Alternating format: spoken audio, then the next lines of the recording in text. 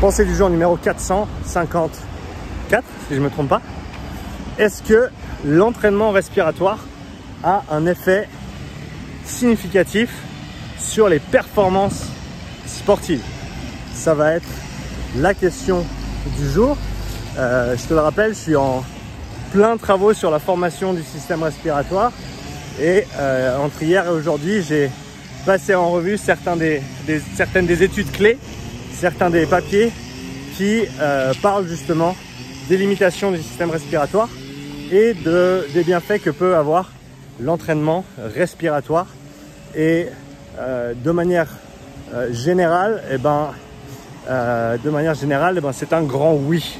C'est un grand oui dans le sens où on voit au niveau des différentes méta-analyses qui sont sorties récemment que l'effet ergogène, je crois que c'est comme ça que ça se dit en français, ergogenic effect, l'effet ergogène, qui veut dire que ça aide à la performance du travail respiratoire est plutôt bien supporté par la recherche. Alors, je pense qu'il y a quelques limitations. Déjà, il y a le type de protocole employé. C'est très souvent du travail qui est effectué avec un outil de type résistance. Alors, j'ai absolument rien contre, hein. Je suis tout pour l'utilisation de ces outils de résistance. Mais il y a une standardisation des protocoles utilisés qui est assez forte. C'est-à-dire qu'il y a le protocole usuel qui est 30 respirations à 50% de la pression respiratoire maximale 2 fois par jour. En gros, c'est le protocole 5 à 6 jours par semaine pendant 4 à 8 semaines pour voir des effets bénéfiques. Et là, j'ai lu un papier ce matin d'une des personnes qui est un petit peu à la pointe de tout ce qui est de la recherche sur l'entraînement respiratoire, qui dit que, en gros, cette étude récente ou ce papier récent appelle à une individualisation un petit peu plus prononcée et à une modification vers des protocoles un petit peu plus spécifiques aux différentes tâches sportives. Et là-dessus, je suis d'accord et je suis pas d'accord.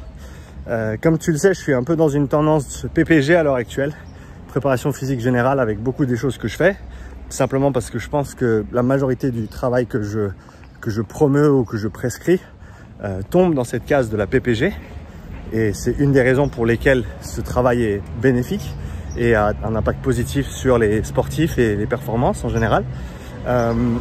Et donc je suis d'accord et pas d'accord parce que, à mon avis, tout athlète peut bénéficier d'un entraînement général de son système respiratoire. Ce qui fait qu'on a cette base, encore une fois, de PPG qui est cochée et qui est prise en compte. Et ensuite, pourquoi pas avoir du travail respiratoire spécifique à la tâche, spécifique aux demandes du sport en question. Mais avant ça, je dirais qu'un entraînement respiratoire général serait bénéfique pour établir une base avant de construire quelque chose de spécifique dessus.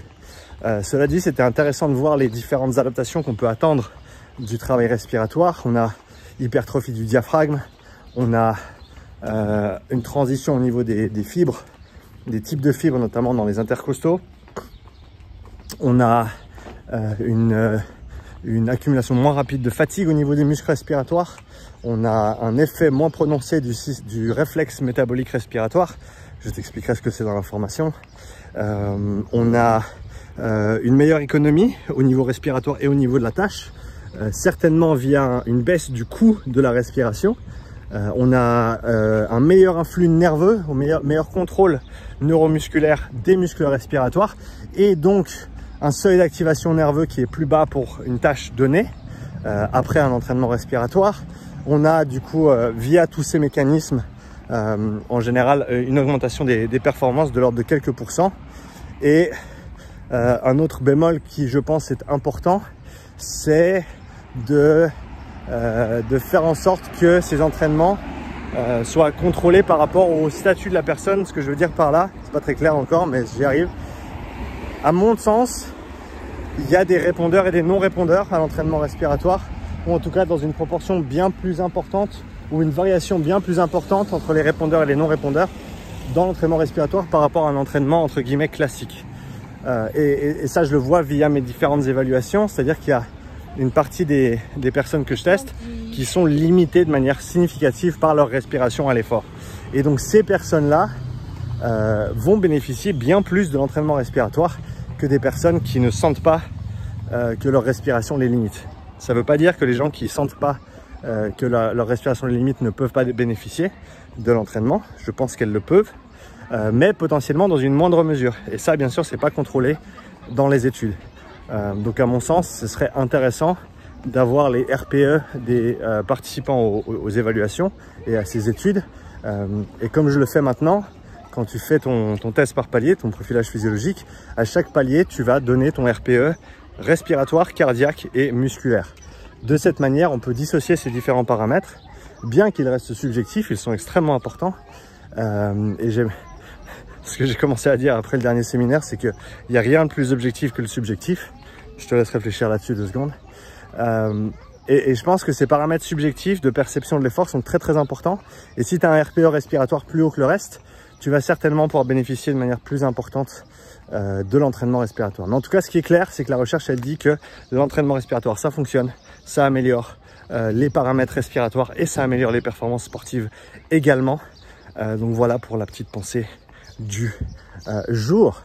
Je continuerai à détailler tous ces sujets respiratoires, bien entendu, dans les pensées à jour à venir, étant donné que j'ai la tête dans la respiration ces prochaines semaines. Si tu as des questions sur la respiration, laisse-moi un commentaire. Merci pour ta confiance, merci pour ton attention et je te dis à bientôt pour la prochaine. Ciao.